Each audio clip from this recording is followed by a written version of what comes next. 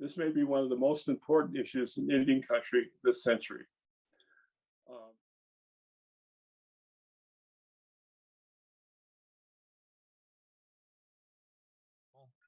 And then also the issue of blood quantum, which continues to be a question in our community. And I'd like to thank the Trust and Enrollments Committee for continuing to keep this on the forefront of conversations within our community as to figure out how we want to move forward with how we decide for ourselves who is an Oneida person, who is an Oneida citizen, and how that looks. And so it's a very important topic. According to the data that's been provided, the vast majority of our new enrollments are sitting pretty close to that borderline of 1/4 Oneida lineal blood. So, you know, it is definitely a question that needs to be discussed now, and hopefully in the near future we can find a new resolve to the blood quantum question. So again,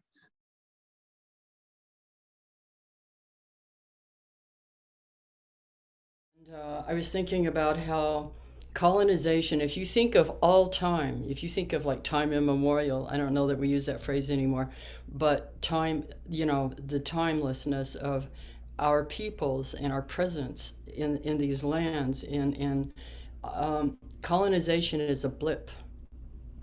It's a destructive, very destructive, but a challenge in the storytelling mode.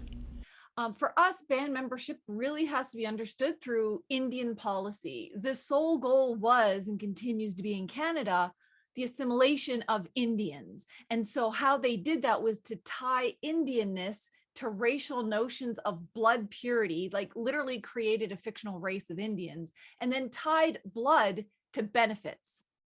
That is the total opposite of what our traditional nations did, because our traditional nations never looked at our belonging or citizens in relation to scarcity or surplus of resources, but the federal government has directly changed how we see ourselves.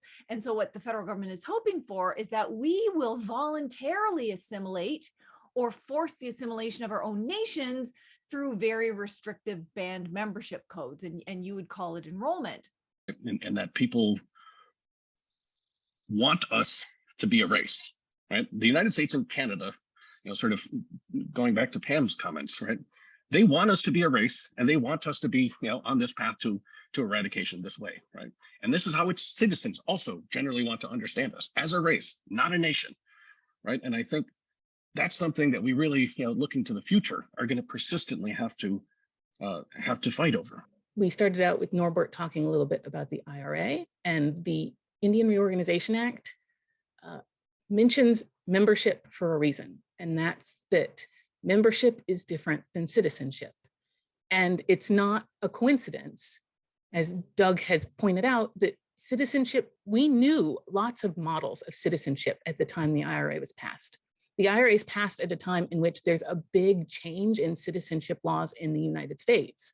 We knew models of citizenship even then, and the fact that tribes are made into membership was intentional, and it was a form of pencil genocide. And we have to keep in mind that we have to make codes that are fair for everyone. We can't simply have codes that, well, none of these rules apply to people who live on reserve. They only apply to new people. So people who live on reserve who can't speak the language are automatically included, but those who live off reserve all of a sudden have this added criteria. We're consistently using colonization against our own people. The goal should be maintaining the integrity of our communities. The only thing in our way is us, and asking how we maneuver around that and how we, you know, group together and really tackle this dilemma. And I think it's about, you know, coming together, being those leaders, because as a youth, we need to see that as role models, and then it's our job to keep that going. So in speaking with blood quantum, we have to ask ourselves, as Haudenosaunee communities, are those within Haudenosaunee communities, are we engaging in the Great Law? Are we a part of that one mind so that we can call ourselves members of that community? The tribe has a responsibility to implement the clan system as much as it can as well. It's our historic form of government. It's a form of democracy. It has checks and balances built into it. It has practical uses today. So it's kind of a two-way street of, as individuals, we have responsibilities to learn this as much as we can.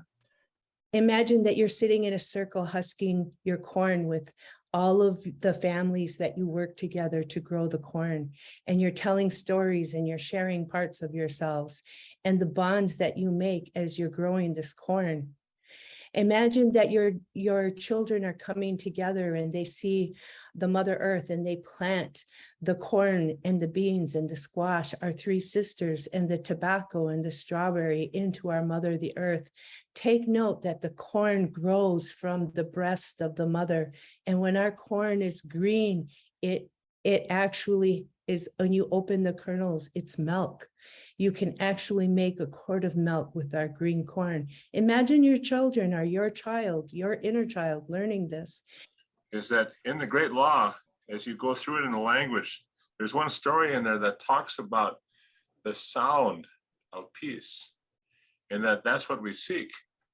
And so when you look at this whole topic that we're talking about, relevant to blood quantum, this is unsettling. This is an unsettling noise in our world.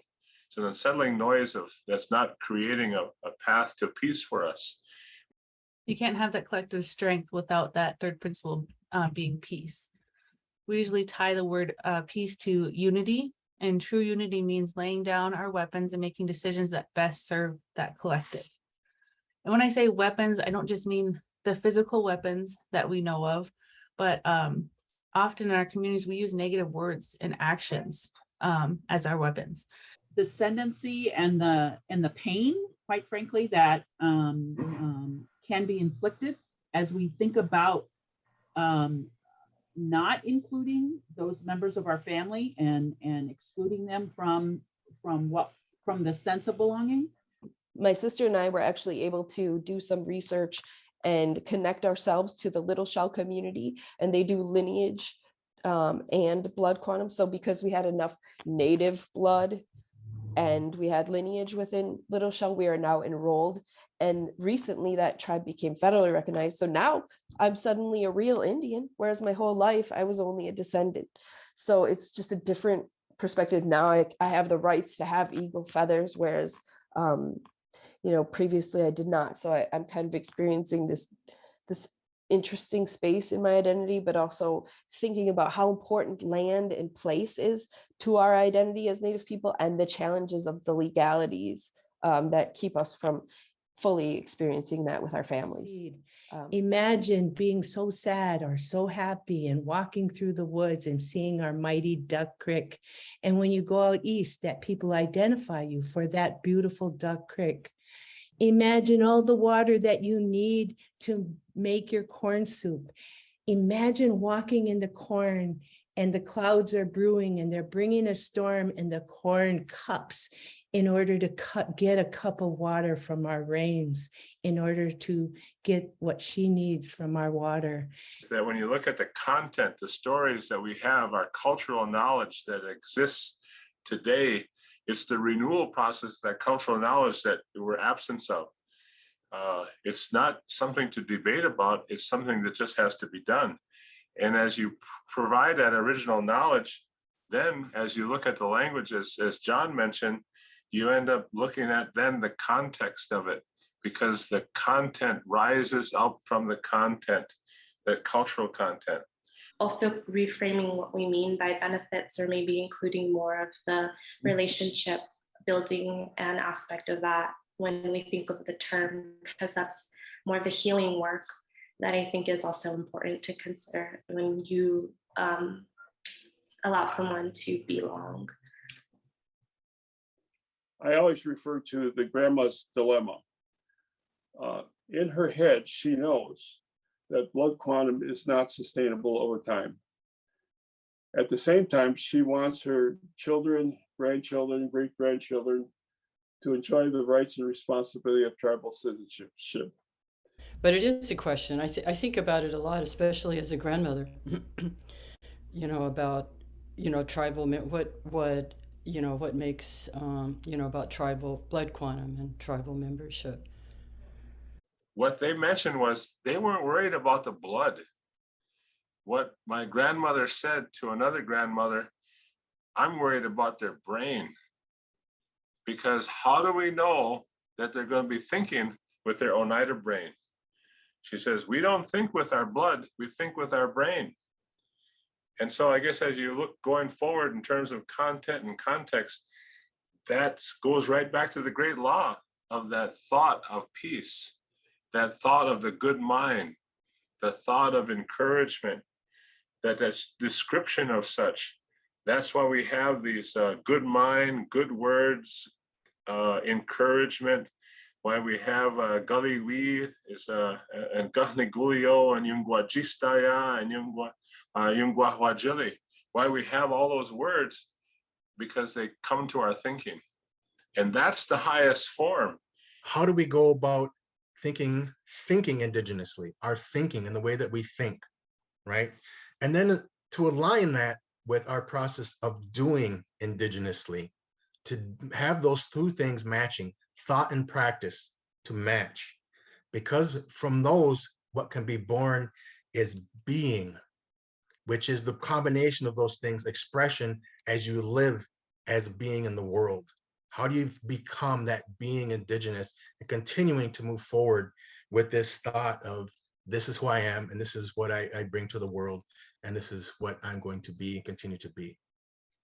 Imagine that you're walking through the woods and you see the first blossom of the strawberry plant, our head medicine. That strawberry, that flower is going to turn to a strawberry. Imagine that you're dancing the feather dance in our longhouse and you're drinking the sacred medicine of the strawberry juice. So strawberries are a sign of abundance and preservation and fertility. Our marriage bread has that strawberry inside of it. And so we give that because it's a sign of strength for the families. And so I think it points us to our clan systems and our kinship ways. How the clan system really provides the structure for belonging and continuing, the role of the clans can help us in this dilemma we're in if we pay attention. It's important for families to make sure that family members aren't lost if they move away, that you make sure that they are included, that they are welcomed back, almost having like a welcoming committee. And then that tied back in again with the clan system. How can the clans, how can the family responsibility sort of be extended out a little bit further? And the clan system can then support that. Imagine you look up and you see the stars and you know that those stars are your ancestors. And you create star quilts and you talk about your family ancestry lines and all their Ungwehue names. What if it's too late to decide on this blood quantum? What if it's already too late?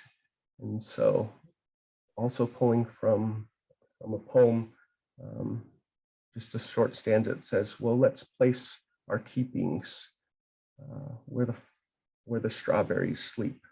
So that way the kids who come behind us know where to find the deliciousness words. Someone has to make it out alive, sang a grandfather to his grandson, his granddaughter, as he blew his most powerful song into the hearts of the children. There it would be hidden from the soldiers who had taken them miles, rivers, and mountains from the naval cord place of the origin story. He knew one day, far day, the grandchildren would return generations later over slick highways, constructed over old trails, through walls of laws meant to hamper or destroy, over stones bearing libraries of the winds. He sang us back to our home place from which we were stolen in these smoggy green hills. Mahil, for all those here and those not here, I make 7 special requests. Bless each with a good mind, with powerful thoughts of love and respect for life, and to be responsible to our ancestors and to our children. Let them learn things that are useful as they walk through life. Bless each with good sight to see the divine within each other and in the world. Bless each with good hearing to learn to listen with the heart and to listen lovingly to others. Bless each with good speech, with kind words, to speak gently and to sing the beautiful songs of life. Bless each with an open and compassionate heart, with the gentle strength of love, and to experience the daily moments of happiness. Bless each with good health and courage for the long journey ahead on the road that leads into the sunlight. Bless each with good movement as they walk across the four ridges of life and dance their prayers gently on earth. Bless everyone who attended this great event. Always fulfill their every dream and hope. Let them welcome today and tomorrow with joy and confidence. To our home, planet Earth, give peace. Mahil, hear this prayer of my heart. Mahil nahina hami, nita vinan hisonya. It is finished. Let everything be as I have spoken. Oh.